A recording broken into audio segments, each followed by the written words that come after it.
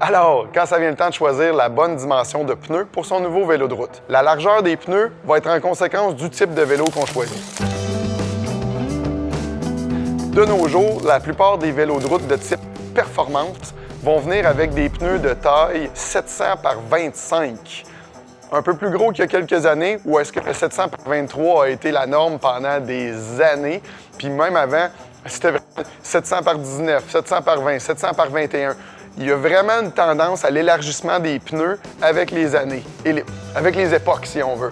L'élargissement des pneus va aussi avec l'élargissement des roues, qui va aussi avec l'élargissement des vélos qui sont de plus en plus capables, comme on parlait dans une autre vidéo. Le vélo de route performance d'aujourd'hui est plus costaud et plus musclé avec les freins à disque, les fameux essieux creux True Axle.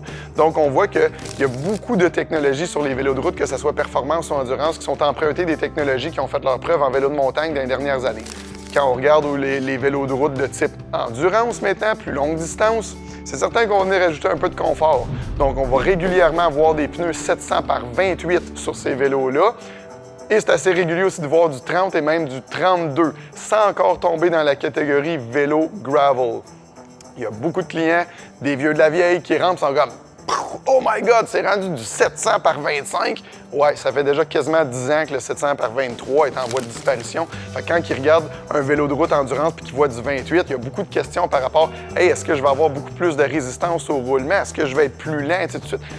La technologie de la largeur des pneus, si on veut, est en concordance avec d'autres technologies qui ont été améliorées sur les vélos, justement, comme les freins à disque. Donc, la qualité de construction des pneus aussi s'est améliorée, la charpente, les houes, ça va tout ensemble. C'est un ensemble. Donc, il ne faut pas juste faire le focus sur la largeur du pneu. Le 700 par 28 d'aujourd'hui est plus performant et plus confortable que la plupart des 700 par 23 d'il y a 10, 12, 15 ans. Aussi, c'est bien important de vérifier avec le type de cadre que vous désirez acheter. On va dire que vous êtes tombé en amour avec un certain cadre, un certain type de vélo de route. Quelle largeur de pneu maximale ce vélo-là est capable de prendre? C'est une question très, très commune qu'on a dernièrement, qu'on n'avait pas il y a quelques années. Mais c'est quoi la taille maximale que ce vélo-là est capable de prendre au niveau de la largeur des pneus? Parce que si votre objectif, c'est d'acheter un certain type de vélo, puis de mettre une dimension de pneu X, puis que lorsque vous demandez au conseiller, est-ce que c'est capable de prendre cette dimension-là, puis il vous dit non, c'est bon de poser la question avant d'acheter le vélo. Parce qu'une fois qu'on l'a, puis que là, magiquement, on veut dire « Hey, j'aimerais savoir des 32 », puis c'est du 30 finalement qui prend, on va être un peu coincé. Fait que la largeur maximale, la capacité, le dégagement, c'est pas une question à négliger. Puis maintenant, avec la popularité de ce questionnement-là, la plupart des fabricants vont maintenant déjà l'afficher sur leur site web dans les caractéristiques des fiches techniques de vélo.